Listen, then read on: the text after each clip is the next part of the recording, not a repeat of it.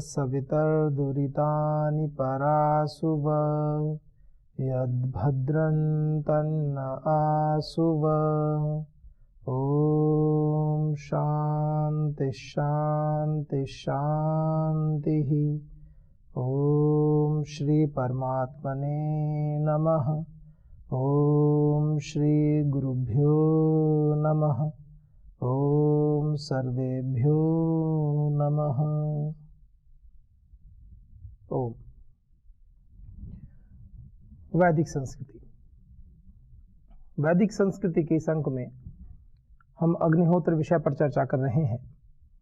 अग्निहोत्र एक ऐसी पद्धति है जीवन के विकास की।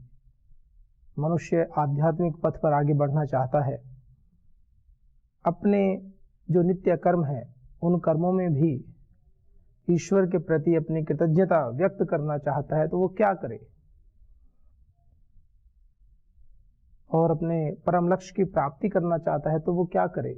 तो ऋषियों ने एक ऐसी विधा डेवलप की है। कहा कि आप गायत्री यज्ञ कीजिए, संध्या उपासना कीजिए, अग्निहोत्र कीजिए। तो अग्निहोत्र के मंत्रों पर चर्चा के क्रम को आगे बढ़ाते हैं। पूर्व के अंक में भी हमने बहुत ही सुंदर मंत्र पर चर्चा की। ओम आपो ज्योति रसोमृतम ब्रह्म भूर्भुवः स्वरोम स्वाहा। तो ईश्वर के जो गुण हैं, और अभी जिस मंत्र की बात कर रहे हैं वो मेधा सूक्त का बड़ा ही सुंदर मंत्र है। ओम याम मेधाम देवगणाः पितरश्चोपासते तया मामद्य मेधया मेधा अग्ने मेधा विनम कुरु स्वाहा। ऐसा मंत्र है, एक बहुत ही सुंदर मंत्र है। ओम याम मेधाम देवगणाः पितरश्चोपासते। मेधा सूक्त है वेद में, तो उस मेधा सूक्त में ही ये मंत्र आता है। इस मंत्र में ईश्वर से प्रार्थना करते हैं उस मेधा बुद्धि के लिए। तो क्या कहते हैं?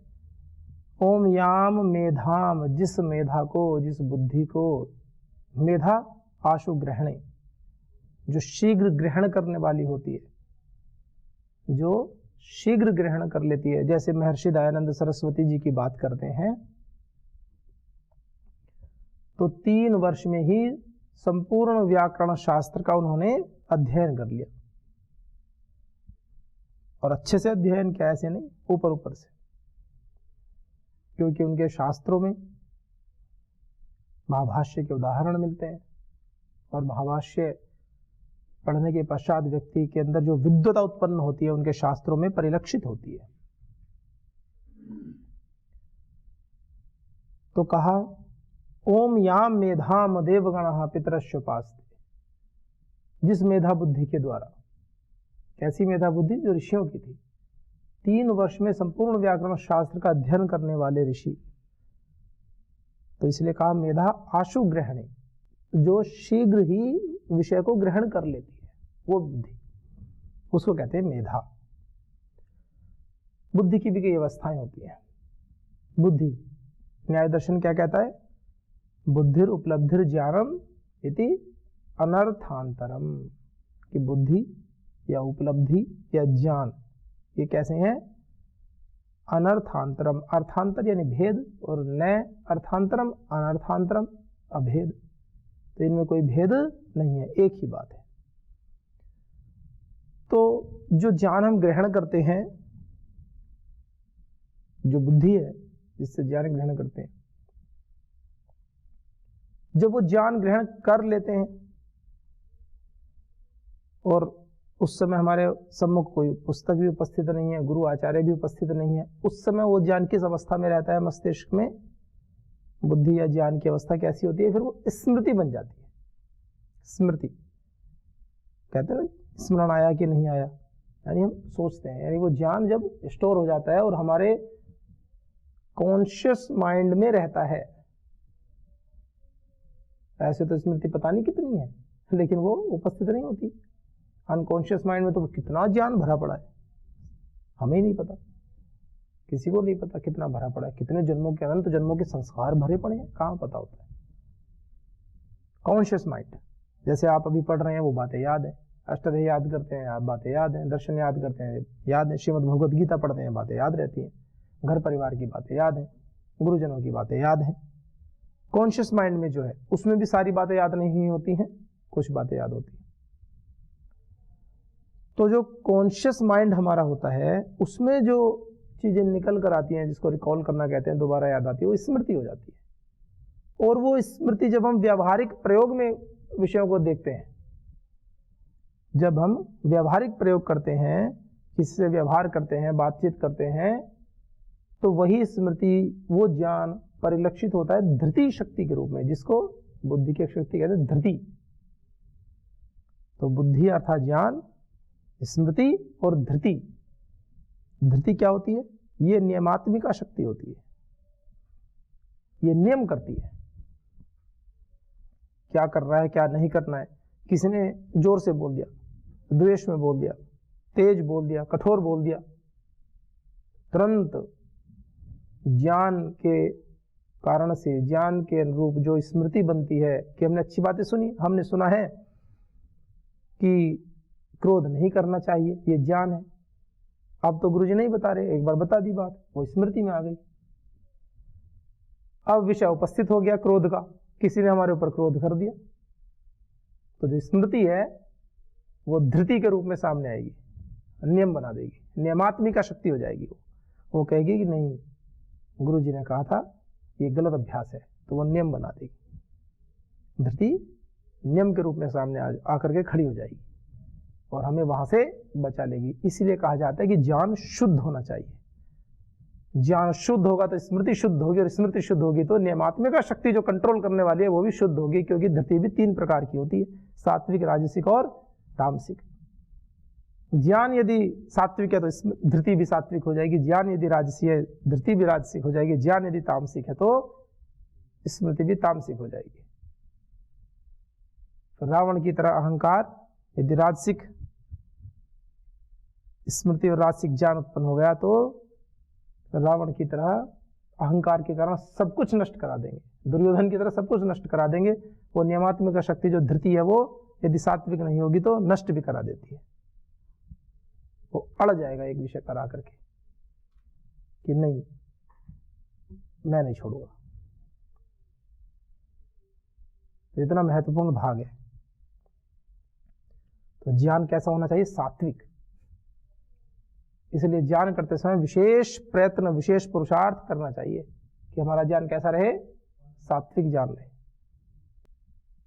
तो बात बताई जा रही है ज्ञान के विषय में, सात्विक ज्ञान। सात्विक ज्ञान कैसा होता है? सात्विक मेधा कैसी होती है? तो एक व्यावहारिक परिप्रेक्ष्य में बुद्धि के कुछ जो विषय हैं वो बताए। तो इसमें बुद्धि के विषय में ही बता रहे हैं। ओम याम मेधाम, जिस मेधा बुद्धि को जो बहुत शीघ्रता से ग्रहण कर लेती है। अच्छे संदर्भों में बात है, एक बात बार बार हम बताते ही हैं और सभी ऋषि, सभी आचार्य, सभी बड़े बताते हैं इस बात को कि वेदों में, शास्त्रों में जहाँ जो भी विधि की बात आती है वो हमेशा शुभ, सत्य, इन विषयों पर ही आधारित होती है। वो निषेध पक्ष की बात नहीं करते। जैसे कि माता पिता की आज्ञा का पालन करना चाहिए, तो माता पिता की आज्ञा का पालन करना चाहिए, तो इसमें ये विधि है, इसका निषेध नहीं करते हैं शास्त्रों में। फिर आप देखेंगे कि व्यावहारिक जगत में तो सब जगह तो ये बात नहीं घट सकती, तो अपवाद रूप में अपवाद को आदर्श तो नहीं मान सकते। अब किसी के मान लीजिए, मतलब ऐसा नहीं हो, मैं एक बात बता रहा हूं, किसी घर परिवार में मान लीजिए संस्कार ही ऐसे हो कि माता पिता खुद ही चोरी करते हो, तो बच्चों को भी प्रेरणा देते हैं चोरी की। आप देखते होंगे जिसके घर परिवार में कुछ उल्टे सीधे काम करते हैं, उनके बच्चे भी उल्टे सीधे काम कर लेते हैं। तो ऐसा होता है। ये सुल्ताना डाकू की बात है, ये बिल्कुल सही बात है, घटना है। वो चोरी करके लाता था, उस माँ को देता था, उसकी माँ रख लेती थी। धीरे धीरे उसकी आदत बढ़ती गई, डाकू बन गया। चोरी का माल लाता था, घर पे देता था, माता जी रखती रहती थी। पकड़ा गया, पुलिस पकड़ के ले गई, वो तो भयानक डाकू बना।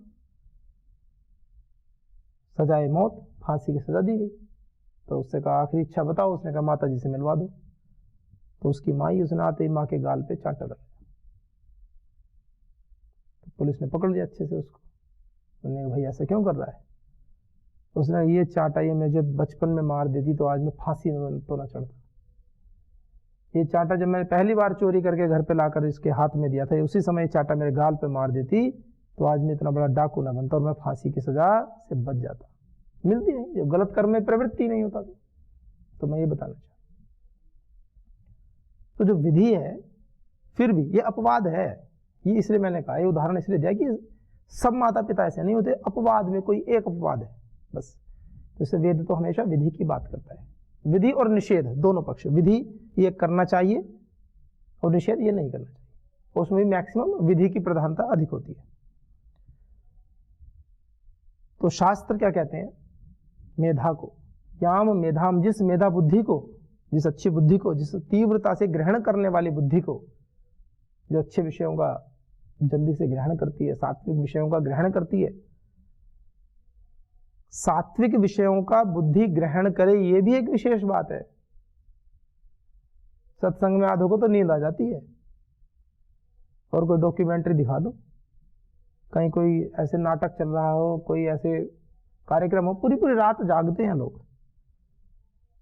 वर्तमान में ले लो, शादी विवाह के संस्कार कराते हैं, संस्कार जिसमें यज्ञ होना है उसके बाद ही संस्कार माना जाता है, उसको कहते हैं पंडित जी को जल्दी करा दो, आधा घंटा बैठना भारी है, और पूरी रात नाचेंगे, जो संस्कार में कहीं नहीं आता है, जो संस्कार का भाग ही नहीं है उस विषय में पूरी रात लगा देंगे। और जो मुख्य संस्कार है वो भी रात में 2-3 बजे थक हार करके आधों को नींद आ रही है और बस अनमने मन से बैठ करके, और उसमें भी कहते हैं कि जल्दी से कर दो, 10-15 मिनट में निपटाओ काम।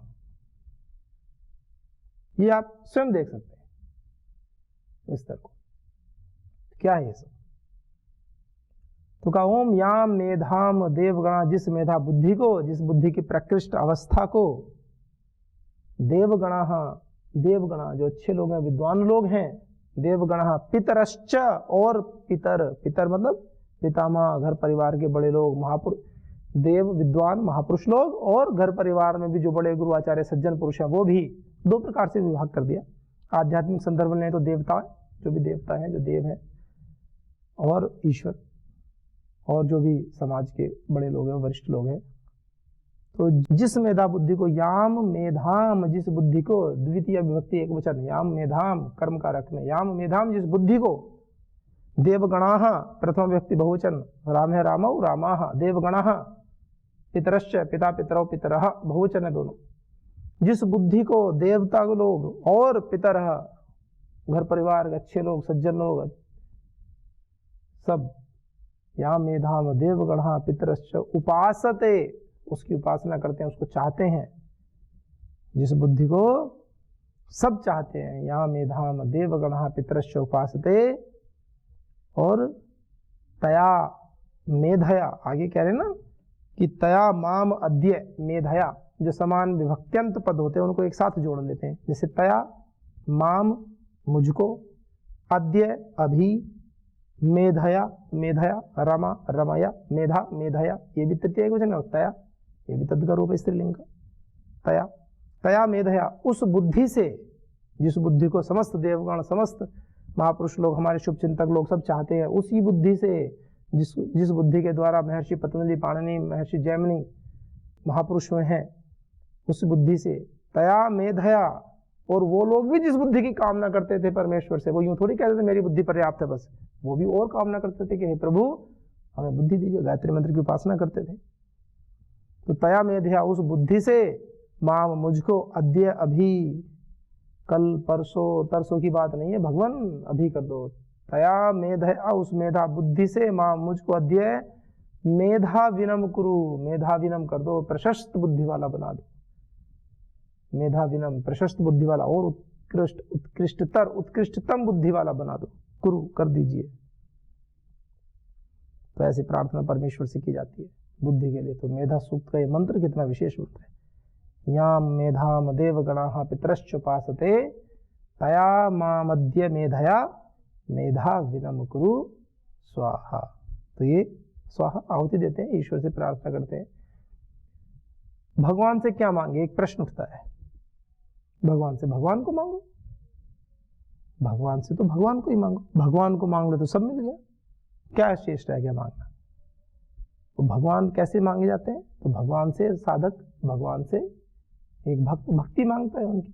तो भगवान को मांगने करते हैं भगवान की भक्ति मांगना। एक ही बात है कि सदैव भगवान की शरण में, उनके ही आशीर्वादों की शीतल छाया में हम रहें। तो ये सब विषय कब सफल हो सकते हैं, जब बुद्धि आशुगामी हो, बुद्धि तीव्र हो, बुद्धि निर्मल हो। यहाँ केवल निर्मलता का तात्पर्य, तीव्र होने का तात्पर्य, केवल मेधा बुद्धि का तात्पर्य ऐसे नहीं कि केवल अब पढ़ाई में ही अच्छे हो। पढ़ाई भी एक पक्ष है जीवन का। जीवन का तो बहुआयामी व्यक्तित्व है। कोई सेवा कार्य में लगा है तो सेवा कार्य को भी इतने अच्छे से करे कि सेवा संबंधी वो विषय उसकी समझ में शीघ्रता से आ जाए। सेवा संबंधी विषय भी शीघ्रता से समझकर अपने समस्त कार्यों का सकुशलता से निष्पादन करे। यह है मेधा बुद्धि होने का लक्ष्य। यदि आप विद्या के क्षेत्र में, तो विद्या के क्षेत्र में भी महान पुरुषार्थ करें, विद्या के क्षेत्र में भी आप एकाग्र होकर के अपने पाठ को, अपने विषय को याद करें। यह है मेधा बुद्धि। कोई इंजीनियर है तो वो इंजीनियरिंग के जो कार्य, नक्शा बनाने का कार्य, उसमें निपुण रहे। कोई टेक्सटाइल इंडस्ट्री में कार्य करता है, कपड़ा बनाने के क्षेत्र में कार्य करता है, तो वो अपने विषय में निपुणता से कार्य करे, अपने विषयों को विषय में सजग रहे।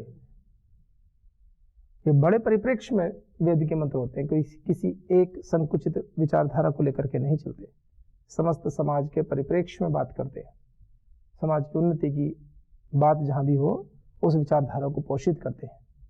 इसलिए वेद को सदैव सार्वकालिक कहा गया है, सभी के लिए कहा गया है। वेद किसी एक व्यक्ति विशेष या किसी समुदाय विशेष का प्रतिनिधित्व नहीं करता। वेद तो समस्त मानव जाति के लिए है, जो भूतकाल में है, जो वर्तमान में है, जो भविष्य में होगी। इसलिए वेद के ज्ञान को नित्य नवीन नूतन अविनाशी ज्ञान कहा जाता है, जो सार्वकालिक ज्ञान है, जो कालातीत ज्ञान है। ऐसा नहीं होता कि वो अब तो ये ज्ञान पुराना हो गया, अब आवश्यकता नहीं है। हम सभी के जो दादा परदादा और भी बुजुर्ग लोग हुए होंगे, उनके जीवन में भी ये सत्य हमेशा घटित हुए होंगे कि सत्यम वद धर्मम चर। सत्य बोलना चाहिए, धर्म का पालन करना चाहिए, स्वाध्याय करना चाहिए। वेद के संदेश उस समय भी उतने ही प्रासंगिक थे जितने आज हैं, और आने वाले समय में भी उतने ही प्रासंगिक होंगे। इसको कहते हैं नवीन और अर्वाचीन और प्राचीन। वेद का ज्ञान अर्वाचीन भी है और प्राचीन भी है। प्राचीन किस लिए है, क्योंकि पहले से ही आ रहा है। अर्वाचीन है क्योंकि प्रतिक्षण नूतन है, पुराना नहीं होता है। छोटा बच्चा होगा तो उसको भी क्या सिखाएगी माता, बेटे माता पिता की सेवा करनी चाहिए, झूठ नहीं बोलना चाहिए। सृष्टि जब भी चलेगी ये ज्ञान हमेशा नवीन बना रहेगा, नूतन बना रहेगा। ऐसे नहीं हो सकता कि आने वाली पीढ़ी के बच्चों को सत्यम वदा ये पाठ न पढ़ाया जाए कि सत्य बोलो ये बात न पढ़। सृष्टि का चक्र खंडित हो जाएगा यदि इस सुविधा के अनुसार आप न चले तो। इस ज्ञान की नितांत आवश्यकता होती है, क्योंकि ईश्वर प्रदत्त ज्ञान है, पर भगवान तो हमेशा काल से परे हैं। वो कालातीत है, वो काल की सीमा में नहीं बनते। तो ये मंत्र अग्निहोत्र के मंत्रों में, इन मंत्रों का विशेष महत्व है। अब इन मंत्र के बाद में तो फिर पुनः अधीश्वर स्तुति प्रार्थना उपासना के मंत्र लेते हैं कि ओम विश्वानि देव सवितर दुरितानि परासुव यद भद्रं तन्नासुव ओम अग्नेनाय सुपधाराय अस्मान् विश्वानि देव वयुनानि विद्वान् योधस्मज्जुह्राण मेनो भूयिष्ठान्ते नमः उक्तिम विधेम स्वाहा। तो इस प्रकार से प्रोसेस इन्होंने किया है। फिर महामृत्युंजय मंत्र को लिया है। ओम त्र्यंबकम यजामहे सुगंधिम पुष्टिवर्धनम उर्वारुकमेव बंधनान मृत्योर्मुक्ष्यमामृतात् स्वाहा। कितने अच्छे से इन विषयों को ये ले रहे हैं। त्र्यंबकम जो परमेश्वर है, कैसा ये जो मंत्र है, कुछ लोग महामृत्युंजय मंत्र की बात करते हैं। और आपकी जानकारी के लिए बता दूं, वेदों में मृत्यु के संबंध में तो बहुत रेयर केस में कोई मंत्र आए, जैसे ये महामृत्युंजय मंत्र जिसको कहते हैं, शायद एक ही मंत्र होगा जो मृत्यु के विषय में, मृत्यु कैसे हो इसके विषय में बताता है। ऋग्वेद, यजुर्वेद, सामवेद में मृत्यु के संदर्भ में आपको मंत्र नहीं मिलेंगे। फिर मंत्र किसके संदर्भ में मिलेंगे? जिन मंत्रों से ईश्वर के आनंद को आप प्राप्त कर सकें। वेद आनंद प्रदान करने वाले शास्त्र। वेद में आनंद स्वरूप परमात्मा की बात कही गई है। अपने समस्त कर्मों को आनंद पूर्वक करते हुए कर्म की आसक्ति से धीरे धीरे रहित हो जाओ। अपने स्वयं का इतना विस्तार कर लें उस स्वयं में समस्त लोक समाहित हो जाए। आत्मवत सर्वभूतेषु, सभी भूतों में स्वयं के समान हम देखें। ऐसे आत्मनि सर्वाणि भूतानि, आत्मा में समस्त भूतों को देखें। और सर्वेषु भूतेषु आत्मान, और सब भूतों में स्वयं को देखें। ऐसी एक दृष्टि डेवलप कराते हैं। जब हम स्वयं को सब में देखते हैं, इसका मतलब क्या है? ऐसे थोड़ी है कि मैं स्वयं का मतलब इस शरीर को आपके अंदर देखूंगा, ऐसा नहीं होता। वो तो आपका शरीर अलग है, आपका अलग है। मैं जो अपने लिए चाहता हूं, जो सुख, जो बातें अपने लिए चाहता हूं, वो ही मैं आपके साथ करूं, वही व्यवहार मैं आपसे करूं जैसा मैं स्वयं के लिए पसंद करता हूं। ये मेरे मन में जिन विषयों को लेकर के सुख या दुख उत्पन्न होता है, मैं वैसा आचरण आपके साथ ना करूं कि आपको दुख उत्पन्न हो। जिन विषयों को लेकर के मुझे सुख उत्पन्न होता है, वैसा आचरण करें कि आपको भी सुख की प्रतीति हो। ये दर्शन है, ये बड़े दर्शन है। आप कहोगे जी ये दर्शन कैसे होते हैं? सामाजिक जीवन में देखो ना, कुछ लोग केवल अपने जीवा के स्वाद के लिए निर्दोष पशुओं को मार देते हैं। ये केवल मनुष्य तक सीमित नहीं है ये बात, ये तो विस्तार है पूरा। तो वहां वो क्या करते हैं? आत्मवत थोड़ी देख रहे हैं, वो तो अपने स्वाद के लिए दूसरे के जीवन को ले रहे हैं, वो आत्मवत नहीं है। कुछ एक संप्रदाय विशेष के लोग अपने संप्रदाय को बढ़ाने के लिए दूसरे निर्दोष लोगों को मार देते हैं, ये आत्मवत थोड़ी देख रहे हैं। ये केवल भारतीय दर्शन, वैदिक दर्शन हमें सिखाता है आत्मवत देखना। फिर व्यवस्थागत विषय और नियमानुसार चीजें एक अलग परिप्रेक्ष्य में आती है, वो नीतिगत विषय अलग हो जाते हैं। तो ये इतना बड़ा विषय है हमारा। तो इसमें कहा ओम त्र्यंबकम यजामहे, चूंकि मृत्यु से संबंधित है तो भगवान के एक रूप कैसा है? वो सृष्टि का कर्ता भी है, करने वाला, रचने वाला, धर्ता, उसको धारण करने वाला भी है, और कर्ता, धर्ता और नियंता भी है, नियामक है, कर्मों का फल देने वाला भी है, नियम स्वरूप भी है। और उसको रुद्र कहते हैं। ब्रह्मा, विष्णु और महेश। ब्रह्मा, प्रजापति ब्रह्मा जो सृष्टि का कर्ता है, विष्णु जो पालन करने वाला है, धर्ता, धारण पोषणीय धातु होती है, डुभ्रिय धारण पोषणीय, दुधाय धारण पोषण, धर्ता भी है। और महेश वो इसका नियंता भी है, रुद्र भी है, वो शिव है। तो वो त्र्यंबकम की बात कही उससे कि जो रुद्र है, जो परमात्मा रुद्र स्वरूप परमात्मा है, त्र्यंबकम, जगदीश्वर कैसा है? रुद्र स्वरूप है। त्र्यंबकम यजामहे, हम उसकी स्तुति करते हैं। क्यों? क्या दे वो हमें? सुगंधिम पुष्टिवर्धनम, हमें सुगंधिम पुष्टिवर्धनम, सुगंधिम हमें आनंद प्रदान करने वाला हो, पुष्टिवर्धन पुष्टि प्रदान करने वाला हो, हृष्ट पुष्ट हम रहें, ऐसे समाज में हमारे बल को बढ़ाने वाला हो। तो ऐसा जो परमेश्वर है उसकी हम स्तुति क्या करें? ऐसी बात करें। सुगंधि का मतलब भगवान जी की कोई मूर्ति बना के उसमें सेंट छिड़क, तो वो सुगंधि की बात कह रहे हैं। जैसे परमात्मा के नियमों से इस संसार में सुगंधि फैलती है, कोई व्यक्ति अपने नियमों में चले, उसका दुश्मन भी उसको पसंद करने लगेगा। कोई बात आएगी वो भी कहेगा नहीं भाई वो नियम का तो पक्का है। ये होता है नियम की सुगंधि, यश कीर्ति जिसको कहते हैं समाज में। तो कह रहे त्र्यंबकम यजामहे, सुगंधिम, उस सुगंध प्रदान करने वाले जो शुद्ध गंधों से युक्त है और दिव्य गंध से युक्त है। और आध्यात्मिक अर्थ में दिव्य गंध का अनुभव जैसे योगियों को होता है सिद्धियों में, तो वो ईश्वर के कारण से तो है, वो कहां से है? परमात्मा का ये कौतुक है। दिव्य गंध से युक्त है और शरीर का, आत्मा का, समाज के बल को बढ़ाने वाला है। हम उसकी स्तुति करें। क्यों करें? उर्वारुक में बंधनान मृत्योर्मुक्षीय मामृतास्व। उर्वारुक में, वो कैसे हो? जब हम इस प्रकार से अपने जीवन को जीते हैं तो उर्वारुक में, इव बंधनात्, बंधन से, उर्वारुक की तरह। उर्वारुक कहते हैं खरबूजे को। जैसे लता से लगा हुआ खरबूजा पकने के बाद लता से हट जाता है, अपने आप हट जाता है। आप जरा सा टच करोगे वो खुद हट जाएगा, बिल्कुल ऊपर ही ऊपर रखा होता है। वो स्वतः ही छोड़ देती है कि ये पक गया, अब इससे मेरा संबंध समाप्त हो गया। तो जीवन जाता है ना लता से, तो जब लता होती है तो पोषण तो लता के माध्यम से जाता है ना खरबूजे में। तो ऐसी आत्मा, इंद्रियां, ये सब जो है पोषित करती रहती है शरीर को। और जब हमारा शरीर पूरा पक गया, पूरा अपना जीवन जी लिया, आध्यात्मिक उन्नति में पूरे आनंद में रहे, तो जब ऐसे जाएं तो प्राण अपने आप ही बस हल्के से झटके से, झटका भी क्या, बस एक बहाना छोटा सा कोई, कि बस प्राण तो जाने थे चले गए, ऐसे होता है। आपने सुना होगा किसी किसी व्यक्ति के विषय में, जी बस ये तो बैठे थे और जैसे ही लेटे और चले गए, प्राण निकल गए। ऐसे प्राण ऐसे जाते हैं। कोई सीधा बैठा, थोड़ा हल्का फुल्का बुखार हुआ, खाट पर उठ के बैठेंगे, चौकी पर बैठेंगे, चले जाएंगे। ऐसे जीवन ऐसे चला जाता है, हाथों हाथों में चला जाता है। कोई आपसे बात कर रहे हैं, आपके सामने बैठेंगे और चले जाएंगे। ये क्या होता है, ऐसी मृत्यु की शास्त्र में कामना करते हैं। उर्वारुकमिव बंधनात्, बंधन से ऐसे चले जाते हैं।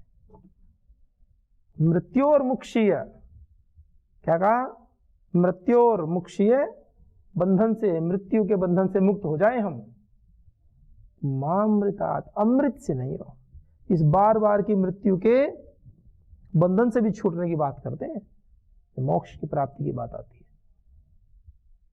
कि इस मृत्यु के बंधन से छूट जाए। लेकिन क्या कहा, मां अमृतात्, अमृत से ना छूटे, उस परम पद परमात्मा आपकी प्राप्ति में, आपके आनंद में सदैव रहे। तो ऐसे कामनाएं हम वेद मंत्रों के माध्यम से करते हैं, अपने जीवन को आगे बढ़ाते हैं, अपनी साधना को आगे बढ़ाते हैं। हम सभी को अत्यंत विनम्रता के साथ में, ईश्वर के प्रति कृतज्ञता के साथ में, अपने गुरुजनों के प्रति अत्यंत आदर और कृतज्ञता के साथ में अपने जीवन को जीना चाहिए। तो आइए सभी के जीवन में मंगल हो, सब अपने परम लक्ष्य की ओर आगे बढ़ें। ओम शांति शांति शांति। ओम श्री परमात्मने नमः। ओम श्री गुरुभ्यो नमः। ओम सर्वेभ्यो नमः।